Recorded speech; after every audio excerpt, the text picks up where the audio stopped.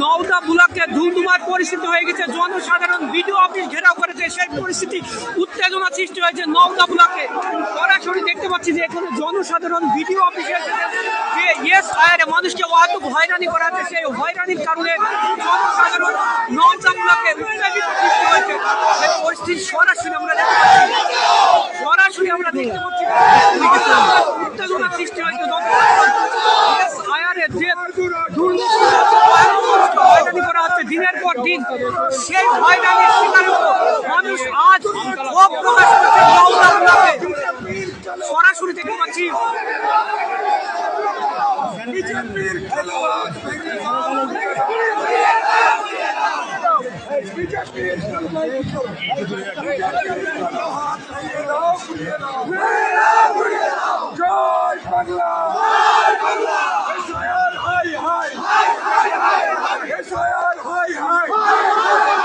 BJP high high BJP high high নির্বাচন commission high high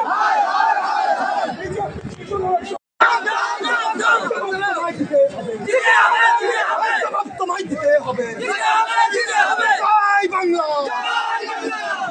আমরা মানছিলাম নাম করে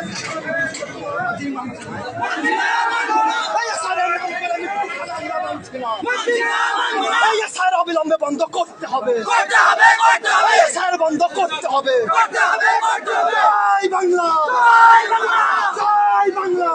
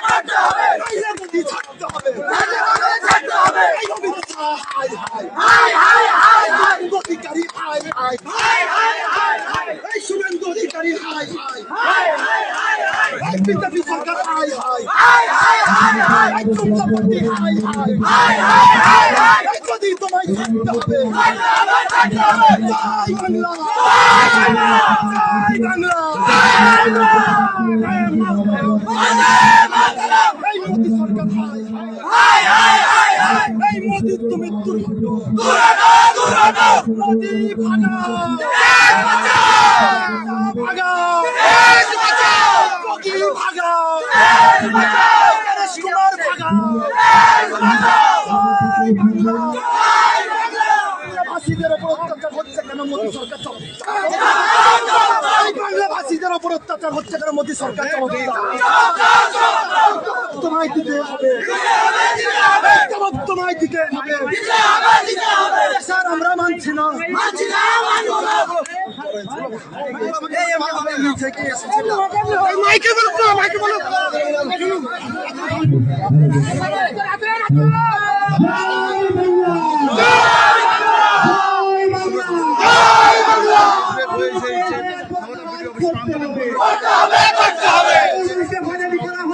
মোদী সরকার জবাব দাও, জবাব তোমায় দিতে হবে, তোমায় দিতে হবে। মোদী ছাড়তে হবে, করতে হবে,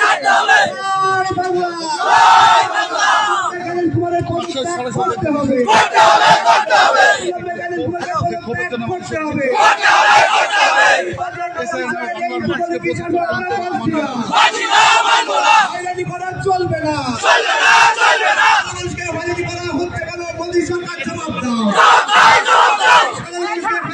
হচ্ছে কেন মোদী সরকার জবাব দাও।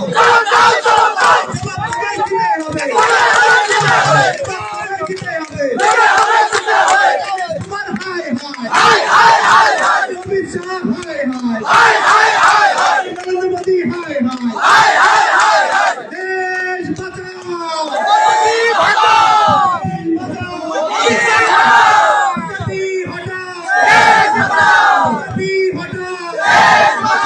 তোমাকে অবিলম্বে পদত্যাগ করতে হবে। অবিলম্বে গণেশ কুমারকে পদত্যাগ করতে হবে। বিজেপি হটাও, বিজেপি হটাও, অমিত শাহ হটাও। সাধারণ মানুষকে কাগজপত্রের নামে হয়রানি করা চলবে না। সাধারণ মানুষকে হয়রানি করা চলবে না। সাধারণ মানুষকে কেন হয়রানি করা হচ্ছে? মোদি তুমি জবাব দাও। সাধারণ মানুষকে হয়রানি করা হচ্ছে কেন? মোদি তুমি জবাব দাও।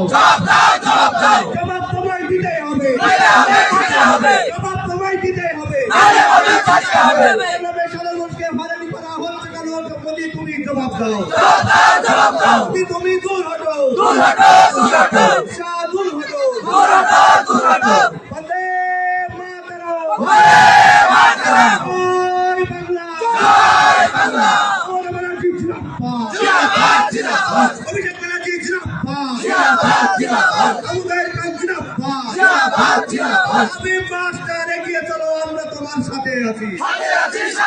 হাবিব মাস্টার এগিয়ে চলো, আমরা তোমার সাথে আছি। হাবিব মাস্টার, হাবিব মাস্টার, এজান্ডে হাবিব মাস্টার লড়াই করো, আমরা তোমার সাথে আছি।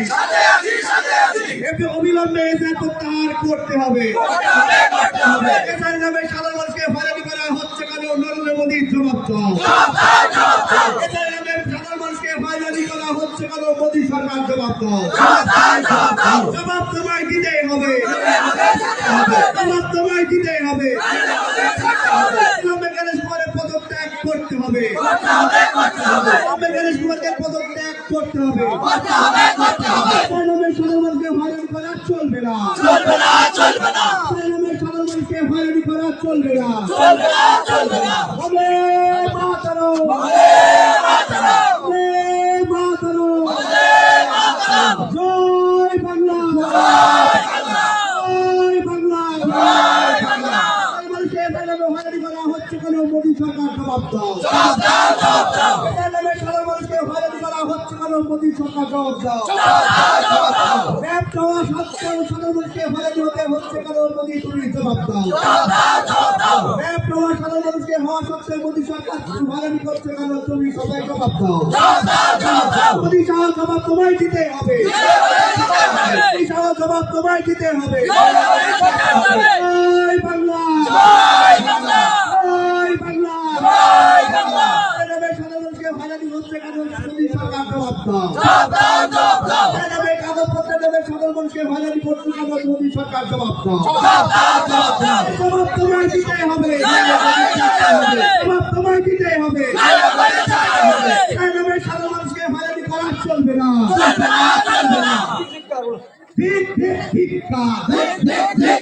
মোদী সরকার ধিক্কার। নরেন্দ্র মোদী হায় হায়। অমিত শাহ হায় হায়। সরকার দূর হটো। গণেশ কুমার দূর হটো। গণেশ কুমারের অবিলম্বে পদত্যাগ করতে হবে। গণেশ কুমারের অবিলম্বে পদত্যাগ করতে হবে।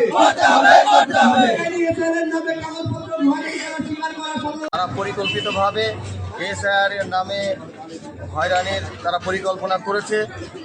আজকে আমরা দেখলাম এসআইআর এর জন্য আমরা সমস্ত ডকুমেন্ট জমা দেওয়ার পরে একটা খসড়া তালিকা আমরা পেয়েছি।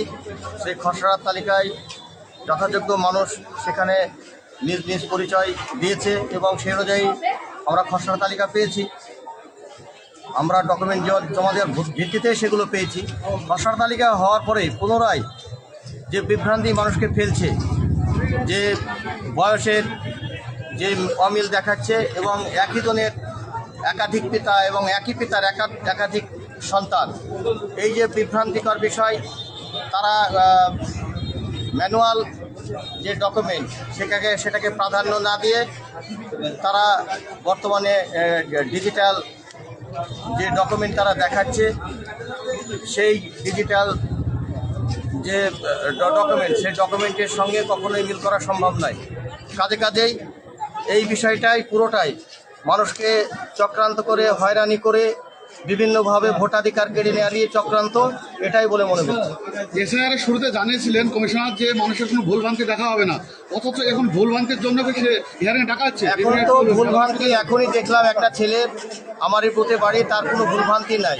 ওখানে যেটা লেখা আছে নোটিশে যে পিতার নামের সঙ্গে অমিল আছে, তো তার নিজের জন্ম সার্টিফিকেট, অ্যাডমিট, তার ভোটার কার্ড, আধার কার্ড, প্যান কার্ড কোনো জায়গাতেই অমিল নাই। তারপরেও সেখানে সে নোটিশটা পেয়েছে যে পিতার নামের সঙ্গে অমিল আছে। আসলে এটা একটা পরিকল্পিত চক্রান্ত। এই চক্রান্ত আমরা চেষ্টা করছি প্রত্যেকটা মানুষকে সহযোগিতা করে পাশে দাঁড়িয়ে তাদের এই ইস্যুটাকে আমরা সংশোধনের মাধ্যমে পার করার। আমরা সবচেয়ে বড় ইস্যুটা আসছে যেটা যে একজন পিতার অধিক করে সন্তান থাকতে পারে, এটা কি থাকা বাধ্য নর্মাল বিষয় নয়? দেখুন, এটা তো নর্মাল বিষয়।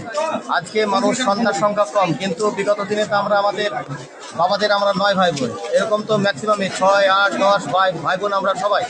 তো সেই পরিপ্রেক্ষিতে মানে অধিক সংখ্যক সন্তান থাকা যে এই ধরনের পরিকল্পনার ভেতরে তাদের আসবে, সেটা অভাবনীয়। এই ভাবনা মানুষ কোনোদিনই করতে পারেনি। তো এটা একবারে পরিকল্পিত চক্রান্তের মধ্যে কোনো সন্দেহ নেই। আপনার পরিচয়? আমি প্রধান 5 নম্বর নওয়াদা গ্রাম পঞ্চায়েত।